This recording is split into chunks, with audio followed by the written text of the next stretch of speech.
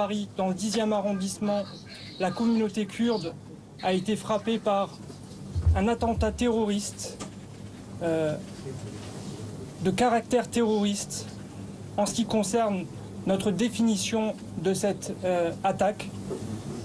Encore une fois, malheureusement, la communauté kurde a été meurtrie en France, à Paris, et encore une fois dans ce même 10e arrondissement. Nous étions depuis quelque temps en train de préparer le 10e anniversaire des triples assassinats des militantes kurdes qui ont été exécutés à Paris le 9 janvier 2013. Et de ce fait, encore une fois, nous avons été frappés ici.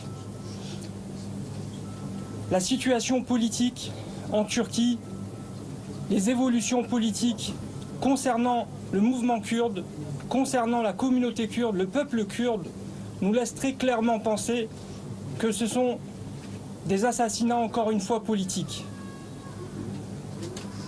Par le biais de la presse, nous avons appris aujourd'hui que le caractère terroriste dans le cadre de la procédure n'avait à ce stade pas été retenu. Nous sommes actuellement indignés face à cette situation. Il est inadmissible qu'aujourd'hui, dans le cadre de cette affaire, le caractère terroriste ne soit pas retenu et qu'on essaye de nous faire croire qu'il s'agit d'un simple militant d'extrême droite qui vient, un récidiviste qui vient tout juste de sortir de prison le 12 décembre et vient commettre cet horrible attentat dans nos locaux du Conseil démocratique kurde en France, dans le siège de cette fédération qui rassemble des dizaines d'associations kurdes de toute la France. C'est pourquoi nous faisons encore une fois appel aux autorités françaises. Arrêtez votre coopération avec les services de renseignement turcs. Arrêtez votre complaisance face à l'impunité. Arrêtez votre complaisance avec les autorités turques quand il s'agit de la sécurité des Kurdes, des militants kurdes. L'une des victimes aujourd'hui assassinées était l'une des responsables du mouvement des femmes kurdes en France. C'est pourquoi il y a un caractère politique. C'est pourquoi il y a un caractère terroriste. Que personne n'essaye de nous faire croire qu'il s'agit d'un simple attentat orchestré par l'extrême droite. Je suis obligé de faire ce constat. Jusqu'ici, depuis plusieurs décennies, la communauté kurde n'a jamais été prise pour cible par l'extrême droite. Qu'est-ce qui a changé aujourd'hui ? Il est 19h, bonsoir à tous, bienvenue en direct sur le plateau de BFM Soir. Évidemment, nous allons venir sur l'information principale de cette journée, cette attaque qui a fait 3 morts dans le 10e arrondissement de Paris, aux abords, dans un centre kurde. Vous venez d'ailleurs d'assister à la conférence de presse improvisée, le porte-parole du CDKF. On va vous expliquer ce que c'est que le CDKF, parce que c'est évidemment important, notamment avec mes invités. Bonsoir Alexandra Gonzalez, merci d'être avec nous, vous êtes journaliste police-justice BFM TV, évidemment. Christophe Barrier, bonsoir Christophe, éditorialiste politique BFM TV. À vos côtés, Mourad Batik, bonsoir, avocat au barreau de Paris, spécialisé en droit pénal, et Aria Gémeaux, bonsoir. Vous êtes activiste kurde indépendant.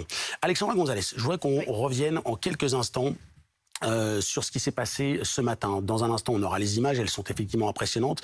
Que sait-on notamment de la personne qui est ce soir interrogée, que l'on considère évidemment le tireur présumé, avec un profil très particulier et qui interroge? Oui, alors donc c'est un homme de 69 ans qui est né en mars 1953, qui vivait actuellement au domicile de ses parents. Dans le 2e arrondissement de Paris, décrit par des personnes qui vivaient aux alentours comme quelqu'un avec une attitude assez marginale, qui ne parlait pas à grand monde et qui physiquement paraissait justement passer pour une personne très marginale. Il a un passé judiciaire puisque l'an dernier, il y a presque un an, jour pour jour, il a attaqué avec un sabre des personnes migrantes dans un camp du 12e arrondissement. Des faits qui ont été qualifiés de violences volontaires avec armes et qui sont toujours en cours d'enquête. Il n'a pas encore été jugé pour ces faits-là. Il a fait 1 an de détention provisoire dans ce dossier, mais au bout d'1 an, et la date est arrivée là il y a quelques jours, au bout d'un an, il a été remis en liberté, comme le veut le code pénal, lorsque on parle de faits pour lesquels on encourt jusqu'à 10 ans maximum. Et là, c'était le cas. Il a donc été remis en liberté sous contrôle judiciaire, avec un contrôle judiciaire qui lui imposait notamment des soins psychiatriques ou encore l'interdiction de porter une arme, mais visiblement, il n'a absolument pas respecté ce contrôle judiciaire puisqu'il était en possession d'armes, notamment ce pistolet avec lequel il a fait feu à la mi-journée. Il est actuellement en garde à vue, en train de répondre aux questions des enquêteurs de la brigade criminelle sous l'autorité à ce stade du parquet de Paris. Christophe Barbier, ce qui est frappant, on assistait il y a quelques instants à cette conférence de presse donc d'Ajit Polat, qui est le porte-parole du Conseil démocratique du Kurdistan en France. Ces mots sont assez clairs.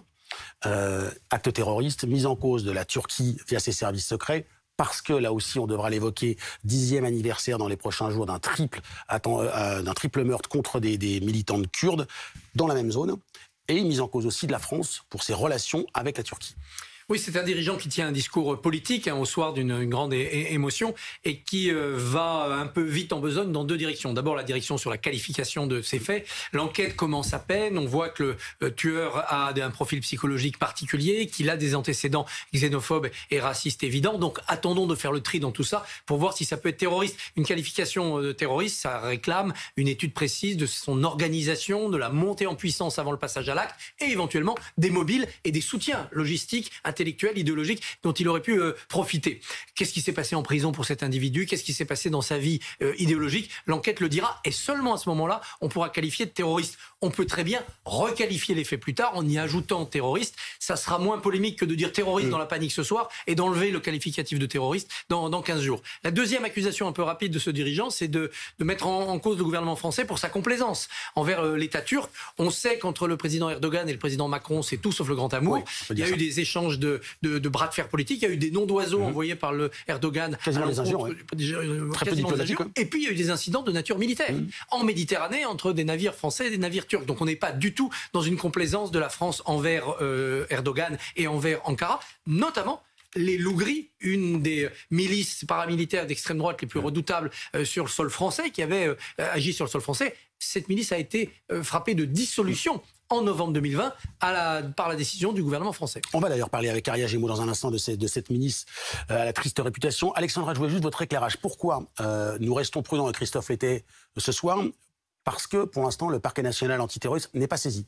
En ce moment, il est en train d'étudier les éléments pour savoir s'il doit se saisir ou pas. Les éléments, sa possession. Donc, pour l'instant, on imagine les premières déclarations qu'a pu faire le suspect durant les premières heures de garde à vue. Les éléments qui ont pu être retrouvés au domicile de ses parents. Les éléments aussi que peuvent donner l'entourage de cet homme. Est-ce qu'il avait parler de ce passage à l'acte? Est-ce qu'il parlait de motivation idéologique, etc., etc. La frontière est assez mince, pour tout vous dire, entre ce que l'on peut appeler un assassinat à caractère raciste et un assassinat à caractère terroriste. On nous indique que le mobile terroriste est retenu lorsqu'il s'agit de semer la terreur et d'être vu publiquement pour cet acte qu'il y a un motif idéologique. C'est assez difficile de voir la différence avec un assassinat à caractère raciste, mais il existe une frontière et elle est à l'appréciation des magistrats. Maître Mourad Batik et Aria Gémeaux juste après. Oui, juste sur le point terroriste, c'est important, c'est défini à l'article 421-1 du Code pénal. Et là, pour le coup, on peut quand même s'étonner un petit peu que cette qualification ne soit pas retenue ce soir. Pourquoi? Parce que en pratique, ce que fait généralement le parquet, ce que font les magistrats instructeurs, c'est qu'ils qualifient très largement et après, par la méthode de l'entonnoir, ils vont, si vous voulez, raccourcir un petit peu. Aujourd'hui, l'article 421 du Code -1 du Code pénal, il nous dit quoi? Il nous dit que une qualification terroriste, elle peut être retenue à partir du moment où une entreprise individuelle ou collective, donc individuelle, a pour but de graver de troubler l'ordre public par la terreur. Or, ce qu'on sait du dossier aujourd'hui, c'est qu'effectivement, il y a un trouble grave à l'ordre public par la terreur, puisqu'il a essayé de terroriser les individus dans une situation parfaitement publique. Et quand on regarde très rapidement l'antériorité du profil de ce monsieur, quand on sait qu'il a déjà lacéré les tentes de migrants, qu'il a déjà blessé au préalable avec un sabre des migrants, il y a tout lieu de penser que la qualification terroriste peut être retenu légitimement. Est-ce que la distinction, pardon parce qu'il y a 3 morts et une personne en état d'urgence absolue, mais est-ce que la distinction c'est sur le fait qu'il est visé volontairement ou pas des Kurdes ou des étrangers? Est-ce que c'est l'information qui permettra au parquet national antiterroriste de se saisir ou pas du dossier et de qualifier cette attaque d'attentat? Alors, si on a une lecture stricto sensu de l'article 421-1, il n'y a pas besoin d'aller chercher si loin. La seule qualification qui serait emportée, qui permettrait de qualifier juridiquement la qualification terroriste, qui emporterait la qualification terroriste, c'est simplement la volonté d'un individu de troubler l'ordre public gravement par la terreur ou l'intimidation. Et ça peut être une entreprise collective. Alors quand on pense terrorisme, on pense très souvent des organisations nationales, multinationales, etc., transnationales. Là, on sait que l'article 421-1 nous permet de qualifier d'une action terroriste même une entreprise individuelle, ce qui serait le cas de l'espèce. Aria Gémeaux, c'est pour cela que vous comprenez ce que dit Agit Polat, c'est que pour vous, il n'y a pas de doute, on est dans un attentat terroriste qui visait la communauté kurde ou les militants kurdes. C'est votre sentiment ce soir, même si pour l'instant, juridiquement, ce n'est pas qualifié comme ça? Alors oui, ça ne fait aucun doute que ceci est un attentat terroriste. D'ailleurs, vous avez très bien rappelé la qualification d'attentat, qui peut être une tentative criminelle contre une personne ou un groupe, suivant une idéologie. Et là, on est clairement dans le cas. C'est-à-dire que quand on a une personne qui vient dans d'abord un centre culturel, ensuite se rend dans un coiffeur, dans un restaurant, tire à point sur des personnes qu'il ne connaît pas et qui les abat, je suis désolé, mais à part terroriser une communauté qui est déjà meurtrie d'une injustice qui n'a pas été réparée 10 ans auparavant. Ça, on en reparlera un peu plus tard. Donc c'est vraiment un attentat terroriste. Les deux éléments y sont. Ensuite, évidemment, Agit mentionnait la complaisance de la France. Alors, il faut la prendre avec parcimonie. En effet, la France a des tensions avec la Turquie depuis une décennie, mais il y a également le voile qui a été mis sur cet attentat qu'on va parler précédemment d'une dizaine d'années. 3 militants de Kurdes qui ont été tués dans le 10e arrondissement derrière, par balle, et un suspect qui était mort, qui était turc, qui était... Et les services secrets français qui n'ont pas levé le secret défense, enfin le gouvernement qui n'a pas levé le secret défense, et ce qui provoque la colère de la communauté. Ah oui. J'essaie de résumer, on rentrera dans les thèmes, mais j'essaie de résumer. Ouais. Mais voilà, c'est par rapport justement à cette affaire, on rentrera dans le détail après, mais qu'il y a ce terme de complaisance en fait qui apparaît, parce qu'il n'y a pas assez de choses qui ont été faites auprès du gouvernement français, mais on pourra rentrer après par-dessus dans le détail là-dessus.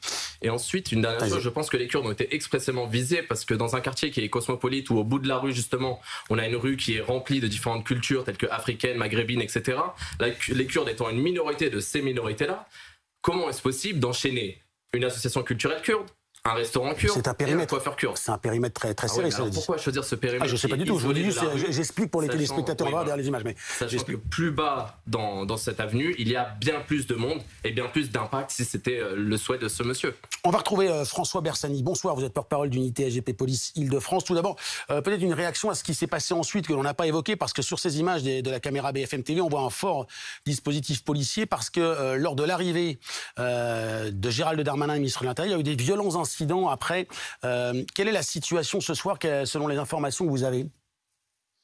Écoutez, on déplore du côté des policiers, donc 6 policiers blessés, des policiers qui protégeaient encore une fois la scène de crime pour éviter qu'elle ne soit polluée, pour que cette enquête de police judiciaire qui est menée parte sous les meilleurs auspices, parce que encore une fois, ce n'est pas parce que le mis en cause présumé a été arrêté que l'enquête s'arrête là. Il va falloir déterminer, comme vous l'avez dit, le mobile, la motivation. Après, je ne viendrai pas sur la sémantique de attentat ou pas attentat, parce qu'en l'occurrence, on est là sur une enquête criminelle, et quelle que soit la qualification, les actes d'enquête vont être plus ou moins les mêmes, et les policiers de la PJ parisienne vont faire tout ce qu'ils savent faire pour résoudre cette affaire. Maintenant, il est quand même invraisemblable que dans une position, on va dire, de protection de cette scène de crime, on soit attaqué. Quand je dis on, les forces de police soient attaquées à coups de projectiles et divers objets. On peut comprendre la colère légitime de la communauté kurde, mais ça n'excuse pas tout. Et aujourd'hui, on est passé à 2 doigts d'un drame, à savoir la pollution d'une scène de crime et la possibilité de rendre cette enquête mal partie en venant polluer, donc encore une fois, alors que les policiers techniques et scientifiques étaient déjà là. Après, je ne suis pas sûr que ce soit la venue de Gérald Darmanin, parce que même avant son arrivée sur les lieux, il y avait déjà de nombreux slogans hostiles à la France ou qui se plaignaient en tout cas de l'attitude de la France bien avant l'arrivée du ministre. Donc je pense que certains activistes en effet avaient envie d'en découdre, et pas forcément avec la venue de Gérald Darmanin. Ce que je voulais juste dire, c'est que les incidents ont éclaté au moment où le ministre Darmanin était en train de s'exprimer, pas forcément qu'il était la cause de ces incidents. Qu'est-ce qui se passe selon vous? On sait qu'il y a une perquisition au domicile de ce tireur présumé. En même temps, il y a cette scène de crime ces scènes de crime, qui ont été préservées. Comment ça se compose en ce moment? Comment ça s'organise? Mais c'est une toile d'araignée qui est dressée par les enquêteurs de la police judiciaire de Paris sous l'égide du procureur de la République de Paris.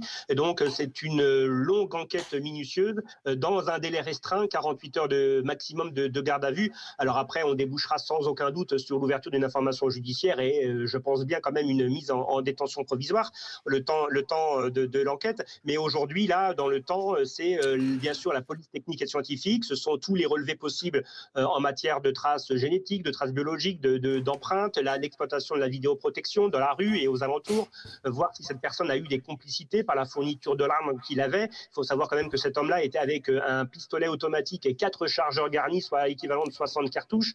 Donc il ne venait pas pour un acte isolé, ce qui peut déjà qualifier ce crime de tuerie de masse, puisque à partir de 3 victimes, on rentre dans le principe de la tuerie de masse. Donc l'intervention rapide de citoyens dans un des commerces, puis la police hyper rapide a permis de stopper. Malheureusement, le bilan est déjà trop lourd, avec les 3 personnes décédées et 3 à 4 personnes qui luttent encore contre la mort.